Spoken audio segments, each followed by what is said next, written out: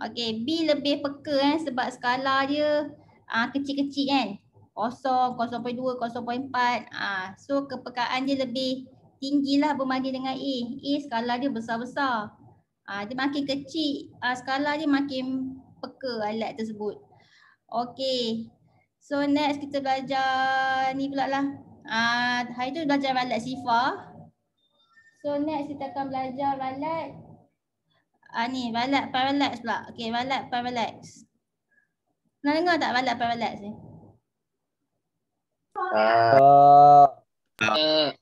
Okay, masa nak ambil bacaan, pastikan mata kan masa kamu buat eksperimen kan, pastikan mata kamu tu berserenjang dengan skala bacaan. Berserenjang tu maksudnya mata kamu tu kena betul-betul atas skala tersebut. Okey, ada gambar tak? Sekejap kat sini. Cuba ada gambar ke? Mana Oh, tak ada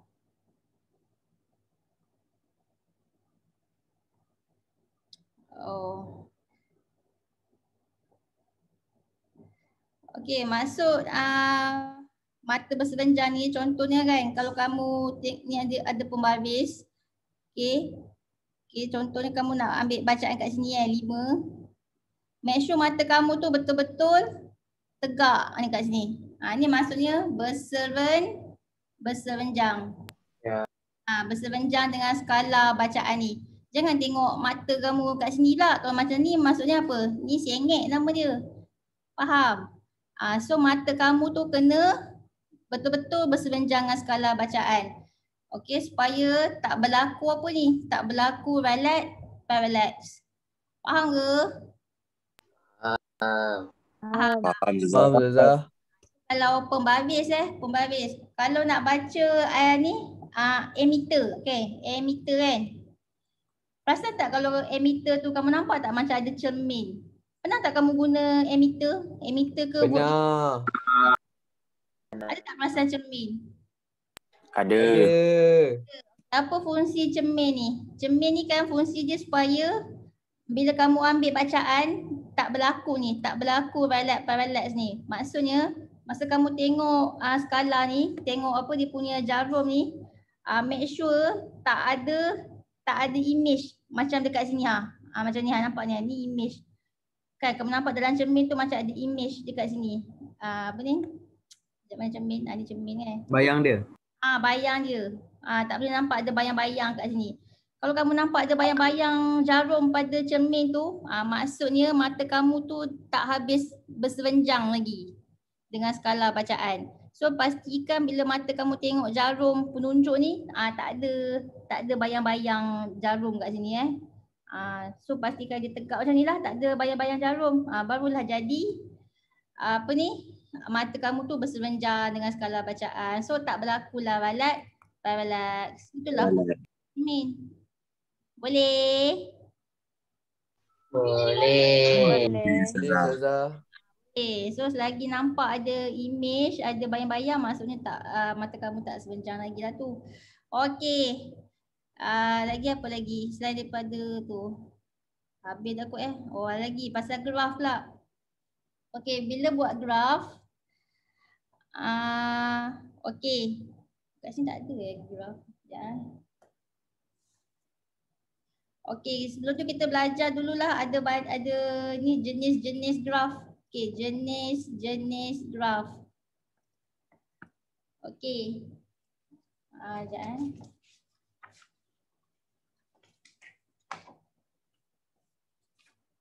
Okay, graf ni dia ada hubungan dia Contoh, okay, graf dia mesti ada paksi.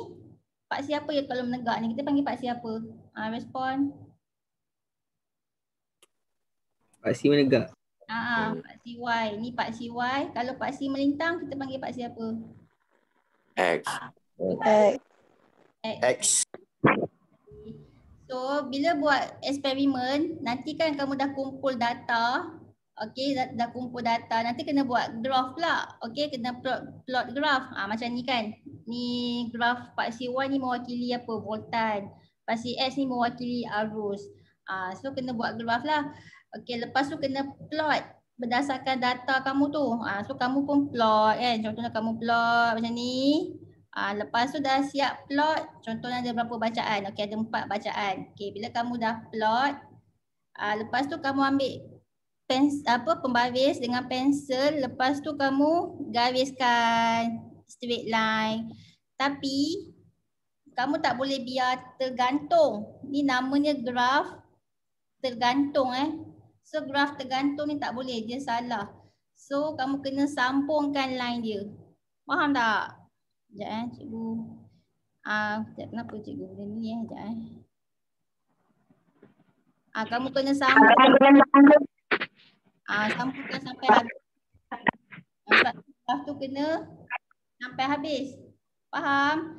Okey, kalau graf kamu tu dapat macam ni pada titik asalan ni, ni nama dia titik asalan. Titik asalan. Okey, so apa hubungan graf dia ni? Okey, soalan kat tanya apakah hubungan graf? Okey, apakah hubungan graf yang kamu dapat? So hubungan dia adalah kalau macam ni, hubungan dia cikgu tak, okay, sekejap. Y tu cikgu buat ni lah, cikgu buat apa? Votan votan, unit dia volt. X tu cikgu buat apa? Arus. Arus unit dia ampere. Okey, so apakah hubungan graf? So kat sini hubungan dia adalah voltan berkadar langsung. Berkadar langsung dengan arus. Sebab dia bermula daripada titik asalan. So kita panggil dia berkadar langsung. Ataupun nama lain kamu boleh buat berkadar terus. Maksudnya samalah, berkadar terus, berkadar langsung. Faham ke? Faham? Ustazah. Sebab soal lepas buat graf, dia akan tanyalah apakah hubungan graf yang kamu dapat. So graf yang kamu dapat ni, jadi bila buat line, dia jumpa kat titik asalan kan. So kamu tahulah hubungan dia adalah berkadar langsung ataupun berkadar terus. Berkadar terus. Okey. Apa jadi kalau buat graf, tiba-tiba jadi macam ni lah. Okey, kamu buat graf. Okey. Apa tadi ni kat sini? Ni voltan voltan. Sekejap. Ni voltan, unit dia volt. Yang ni arus, unit dia ampere. Okey, kamu dah plot macam ni. Kita ada 4 plot, kamu gariskan. Tapi bila gariskan kamu tak boleh biar tergantung kamu kena sampai ke hujung. So kamu buat hujung tiba-tiba sampai sini pula. Dia bukan dekat sini, dia bukan dekat titik asalan, dia dekat sini. Okey, kalau macam ni, nama hubungan graf dia adalah bertambah secara linear. Maksudnya voltan bertambah secara linear dengan arus. Ni maksudnya ni. Tambah secara linear. Nampak tak beza dia? Jelas. Jelas. Nampak Ustazah. Okey, nampak macam senang kan? Tapi pelajar dia selalulah buat silap. Dia silap yang inilah. Yang ni dia buat bertambah secara linear lah. Yang ni dia kata berkadar langsung lah kan. Dia dah banyak benda kan dia kena ingat. So benda macam ni pun dia boleh confuse. So kamu tak boleh confuse lah benda macam ni. Boleh? Boleh ke? Boleh Ustazah. Boleh. Boleh. Kalau graf dia macam ni, okey kamu dah plot. Sekejap kat mana plot? Sini sini. Sekejap, cikgu buat. Sini. Okey, kamu plot macam ni. Okey, lepas tu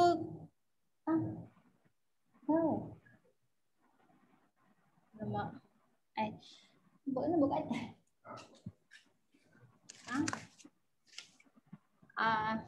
Kejap cikgu nak atas sekejap.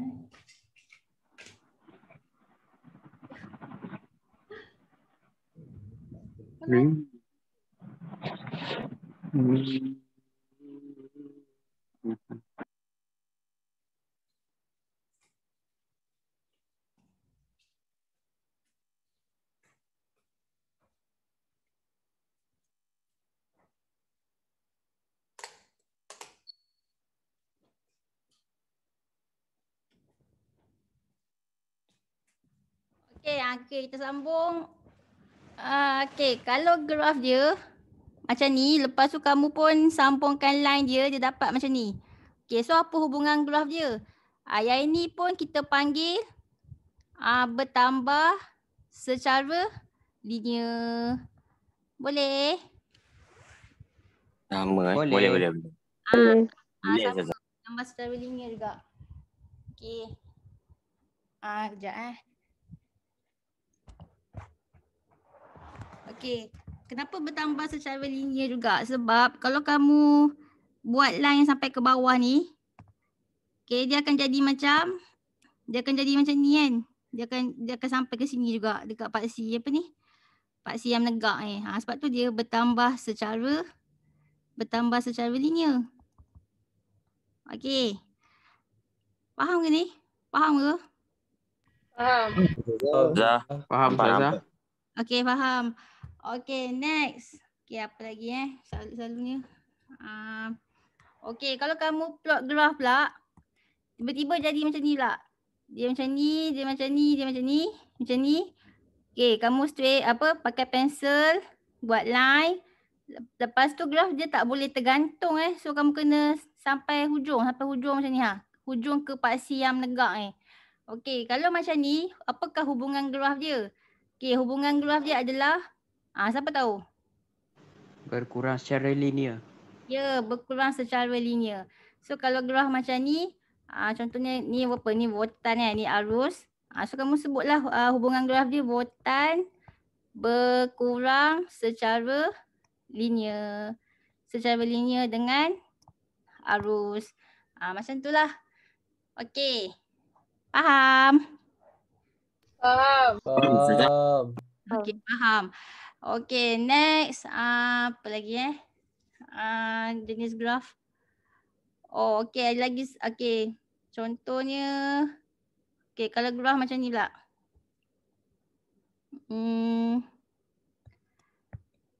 Okey, kalau graf dia macam ni, contohnya cikgu buat ni. Ni voltan. Lepas tu yang ni cikgu buat 1 per I. 1 per I ni maksudnya 1 per arus lah 1 per arus. Okey, kamu pun plot. Kamu dapat bila kamu straight dia betul-betul dekat titik asalan. Okey. Kalau macam ni, ni apa? Ni dah belajar tadi. Ni apa hubungan dia ni? Respon. Kadar langsung. Ya, berkadar terus boleh, berkadar langsung pun boleh, sama je, okey. Okey, so kamu berjawab voltan berkadar terus ataupun berkadar langsung kan dengan 1 per arus. Biasanya arusnya dia tak buatlah perkataan arus, dia buat 1 per I. I tu maksudnya arus lah 1 per I. Okey, tak apa ni tajuk elektrik ni, tak belajar lagi kan. Okey, kamu boleh jawab berkadar terus ataupun kamu boleh jawab voltan berkadar songsang. Berkadar songsang dengan I. Ni pun boleh juga. Apa bezanya? Nampak tak apa beza ni? 1 dengan 2 ni. Kalau 1 ni maksudnya antara voltan dengan 1 per I kan. Okay, voltan dengan 1 per I ni berkadar terus. Tapi kalau kamu nak buat voltan dengan I je sahaja, I ni yang kat bawah ni, dia punya hubungan dia adalah berkadar songsang dengan I. Maksudnya kan nanti kalau buat graf yang maksudnya kan graf dia kalau antara V dengan I dia akan jadi macam ni ni maksudnya berkadar songsang. Nampak tak? Boleh beza tak? Nampak Ustazah. Nampak. Boleh Ustazah? Nampak tu nampak. Boleh. Tapi jelas faham ke benda cikgu cakap ni? Jelas. Jelas dan nyata Ustazah. Saya jelas. Jelas dan nyata. Maksudnya kalau antara voltan dengan 1 per I, okey ni berkadar terus lah. Okey, itu kalau voltan dengan 1 per I. Tapi kalau antara voltan dengan I dia sahaja, itu maksudnya berkadar songsang. So kalau berkadar songsang, voltan dengan I, macam ni lah dia punya graf dia. So kamu boleh buat macam ni pun boleh. Macam ni pun boleh. Untuk mewakili berkadar songsang tu. Faham tak? Faham, Ustazah. Faham? Maksudnya kan? Faham. Okey, maksudnya Botan berkadar songsang dengan I. Boleh buat macam ni juga. Okey. Berkadar songsang, buat straight line ni. Tapi make sure kat sini kena buat 1/I. Okey, 1/I. Tapi kalau kamu tak nak buat 1/I, make sure kamu buat macam ni lah. Kalau kamu tak nak buat 1/I, kamu buat I. Make sure graph dia macam ni. Macam tu pula dah. Okey. Okey, macam tu lah. Okey, next. Apa lagi graph? Okey, kalau graph dia macam ni pula. Okey, kalau macam ni lah. Daripada titik asalan tapi dia melengkung ke atas. Ini kita panggil apa ni?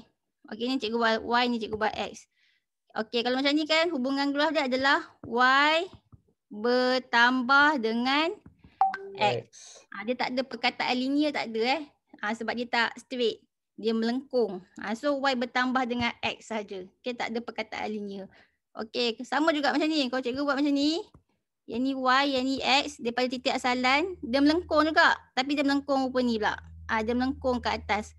Pun sama juga. Hubungannya adalah Y bertambah dengan X. Boleh ke? Boleh. Okey, boleh. Okey, next. Kalau macam ni pula. Cikgu buat ni Y, ni X. Lepas tu cikgu buat okey, kalau tadi yang berkadar songsang tu dia tak sentuh dia punya paksi ni. Dia macam tergantung macam ni. Tu berkadar songsang. Tapi kalau dia sentuh, dia jadi macam ni. Ni siapa tahu hubungan apa ni? Y berkurang. Okey, kalau macam ni Y berkurang dengan X. Macam tu. Sebab dia berkurang. Ataupun kalau macam ni, yang ni Y, yang ni X, dia daripada paksi juga tapi dia melengkung ke bawah. Kalau macam ni apa? Sama juga. Tambah. Nampak bertambah ke ni? Berkurang. Dia ke bawah. Berkurang ke bawah kan. Tadi dia melengkung ke bawah. Yang ni pun melengkung juga tapi dia melengkung macam ni Allah. Bising tak? Kau dengar ke? Tak sangat. Sikit je. Okey. Itu. Sebab ada orang buat ni. Pecah dinding kat sini. Okey, so kat sini pun Y berkurang dengan X. Sebab dia melengkung ke bawah. Ini pun melengkung ke bawah, kita panggil berkurang dengan X. Kalau melengkung ke atas, kita panggil bertambah dengan Y bertambah dengan X. Kalau macam ni, dia tak sentuh dengan paksi ni. Ini berkadar songsang. Faham? Kalau macam ni, daripada titik asalan, straight line berkadar terus. Ataupun dia boleh berjadi ataupun dia boleh jadi berkadar songsang juga. Tapi make sure ambil yang ni lah. Maksudnya Botan berkadar songsang dengan I ni. Kalau 1/I maksudnya berkadar terus. Kalau pakai 1/I. So tengoklah mana kamu nak guna 1/I ke ataupun I. Dua-dua jawapan pun boleh. Faham tak yang ni? Faham ke? Faham dan clear. Faham dah clear. Okey. So kalau macam ni bertambah secara linear. Okey. Yang ni berkurang secara linear. Yang ni bertambah secara linear. Okey dah, next. Yang ni pula. Okey. Susah pula juga nak mengajar ni. Okey, kalau kita plot. Bila nak plot pula kan. Okey, kalau kamu dapat plot tu cantik. Macam ni kan. Dia contoh dia. Sekejap saya buat. Okey, macam ni. Dia cantik je kan. Dia cantik je. Dia boleh sentuh semua. Okey, tak apalah dia boleh sentuh semua. Kalau macam ni senanglah hidup kita kalau dia boleh sentuh semua. Yang jadi susah hidupnya kalau plot tu tak kena. Contohnya kamu tengok kat sini Plot mana yang tak kena? Yang ni kena kan? Yang ni kena. Mana yang tak kena? Nampak tak? Yang ni kena. Okey, mana yang tak kena? Yang ni kan? Yang ni tak kena kan? Betul. Dia tak kena sangat. Yang ni pun dia tak kena sangat. Okey. Kalau tak kena, Okay, pastikan julat dia adalah yang tak kena tu, julat yang tak kena tu adalah 0 hingga 1. Okey, apa maksud 0 hingga 1 ni? Maksud cikgu, okey kamu tengok plot yang tak kena ni yang bawah kan. So bawah yang tak kena ni. So bawah dia 1 yang tak kena. Yang ni yang belah sini yang tak kena tu yang bahagian mana ni? Yang ni kita panggil atas lah. So atas dia tak kena 1. Jadi atas dengan bawah. Atas 1, bawah 1. Maksudnya 1 tolak 1 adalah 0. So bila 0, julat yang tak kena tu 0. Yang ni diterima. Boleh? Tapi okey, contoh lain pula. Kalau lah misalnya misalnya ni ni graph. Ni line. Misalnya yang contohnya tak kena berapa berapa sekejap. 1, 2, 3. Yang ni kena. Yang ni kena. Tiba-tiba ada berapa Okey, kalau macam ni lah. Okey. Yang tak kena atas dia 3. Okey, yang ni kena. Yang tak kena atas ni 3.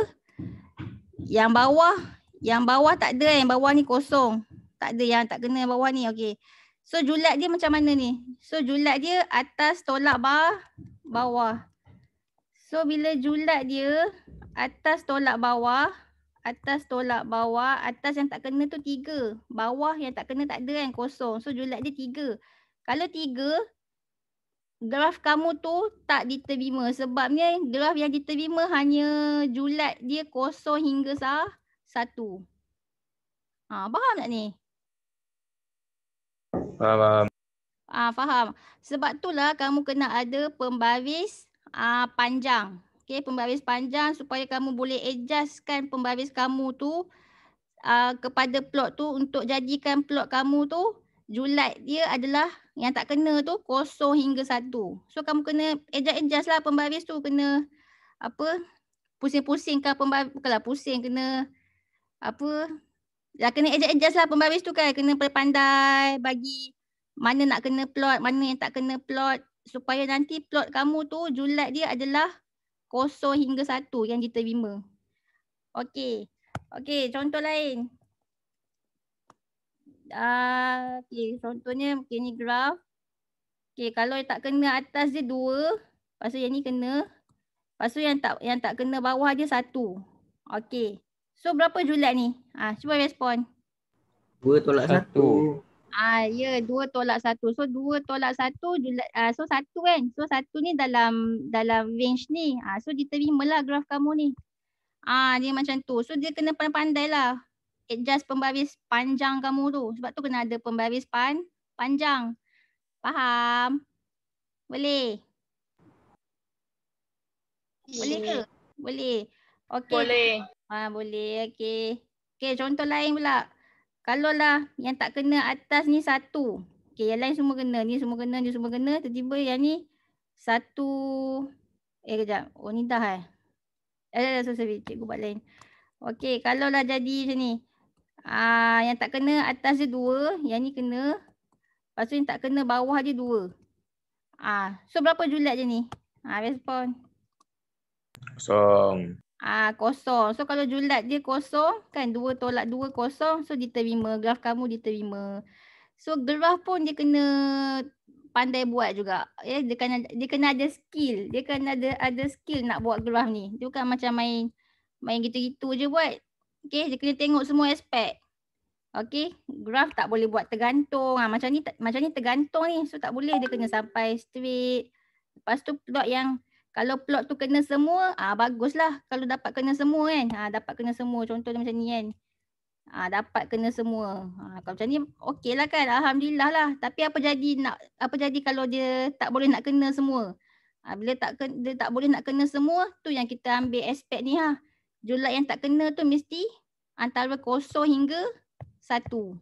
So pandai-pandai lah kamu ambil pembaris panjang tu, adjust kan supaya plot kamu tu mematuhi julat yang tak kena ni. Barulah dapat markah. Boleh ke? Ustazah nak tanya? Boleh. Boleh. Okay, dia nak tanya apa? Tak boleh ke buat graf tu sengit-sengit? Oh, graf sengit-sengit. Maksud kamu sengit-sengit tu, oh macam ni ke? Macam, maksud kamu macam mana? Macam, jadi benda buat macam ni? Macam tu ke? Yes. Oh, tak boleh. Dalam fizik, dia kena straight line je. Garis lurus je. Walaupun cikgu dah ajar graf ada banyak jenis kan. Ada yang mana tadi yang ada lengkung-lengkung tu Mana ke? Walaupun ada yang melengkung macam ni kan. Melengkung bertambah dengan berkurang ni. Tapi bila kita ni jenis-jenis graf lah yang kamu kena tahu. Tapi bila dalam makmal, bila buat eksperimen, okay, bila kamu dapat data, lepas tu bila kamu dah plotkan pada kertas graf, dia nak tengok garisan straight line sahaja. Dia tak nak tengok yang macam ni dalam fizik dia tak nak.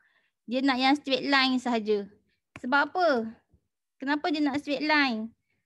Sebabnya daripada straight line ni lah kita boleh kira kecerunan graf. Tahu kan kecerunan graf? Kalau graf tu melengkung, ada ke kecerunan graf? Kalau graf tu melengkung? Ada kan? Tidak. Dia kena graf straight line yang baru boleh kira kecerunan graf. So nanti daripada graf yang kamu plot tu, kamu dah lukis graf, dah buat straight line, nanti kamu kena cari kecerunan graf dia. So kecerunan graf tu yang cikgu kata macam mana formula dia. Ada belajar kan dulu matematik? Kita kena ada 2 koordinat. Okay. Nanti masukkan formula kecerunan iaitu Y2 tolak Y1 per X2 tolak X1. Daripada 2 koordinat ni. Sebab tu kena buat straight line. Garis lurus. Sebab nak kira kecerunan graf pula. Sebab setiap graf dalam fizik ni, graf dia bukan macam dia macam main lukis gitu-gitu je sebabnya graf tu boleh menyampaikan macam-macam info. Contohnya kecerunan graf ni boleh mewakili boleh mewakili bintangan. Bintangan apa ni? Elektrik. Daripada graf tu kita boleh kira bintangan dia berdasarkan kecerunan graf. Sebab tu kena buat garis lurus dalam fizik. Faham ke? Faham. Okey. So disebabkan kecerunan graf ni penting, sebab itulah graf kamu tu kena bermula daripada kosong. Dia tak boleh kan dia setengah graf tu dia macam contohnya dalam AppMath kot. Dia tak bermula daripada kosong kan graf dia. Dia macam dia buat dia boleh lompat skala kan. Tiba-tiba dia lompat skala. Tiba-tiba kat sini jadi 40. Dia buat skala ni 40, 50, 60. Ni dalam AppMath boleh le. Tapi dalam fizik tak boleh. Dia kena start daripada titik asalan dia iaitu kosong. Ni kosong. Lepas tu kena seragam. Kalau kamu buat sini 10, yang ni 20, yang ni 30. Kalau kamu buat start daripada yang ni 20, yang ni 40, yang ni 60. Dia kena skema sikit graf dia. Kena betul-betul skema dan seragam. Faham ke? Faham. Faham. Okay. So jangan lompat graf lah Tak boleh lompat graf. Bila lompat apa jadi? Semua kacau. Kecerunan graf kacau. Semua jadi kacau. Sebab tu kena start daripada kosong. Okay. Itu adalah skill untuk buat graf. Okay. Nanti cikgu bagilah latihan nak buat graf. Okay. Next. Apa lagi? Ni contoh dia. Okay. Nanti ada soalan macam ni pula. Okay. Dia kata apa ni? Dia bagi, Rajah 1.34 menunjukkan graf T2 melawan L. Okey, melawan maksudnya kan Y melawan X. Iaitu paksi Y dia adalah T kuasa 2. Sebab itulah kat sini T kuasa 2. And then ada unit. Unit dia, T tu adalah time ya, masa. So unit dia adalah saat. So kalau T kuasa 2, saat kuasa 2 lah. Okey, and then melawan L. Maksudnya paksi X ni adalah L. Inilah L. Okay, ni L. Iaitu length. Length ni panjang. Panjang apa? Panjang bandul. Length. Okay, so unit dia Untuk panjang bandul adalah unit dia meter. Okey. Lepas tu dia kata apa? Kira pecutan graviti. Okey, dia bagi formula. Nak kira pecutan graviti adalah G sama dengan 4 pi kuasa 2 per M. Okey, dia bagi dah nilai pi. Sekarang ni apa yang tak ada dalam ni? Kamu nak cari G. G tak tahu kan? Tapi kamu tahu nilai pi. Yang tak tahu nilai apa? Nilai M. So kat sini dia bagi tahu pula M ialah apa? Kecerunan graf. So kamu kena carilah M tu kecerunan graf. Daripada sini. So cikgu dah ajar kan nak cari kecerunan graf mesti ada 2 koordinat. Okey, 2 koordinat. So macam ni dalam ni dia cari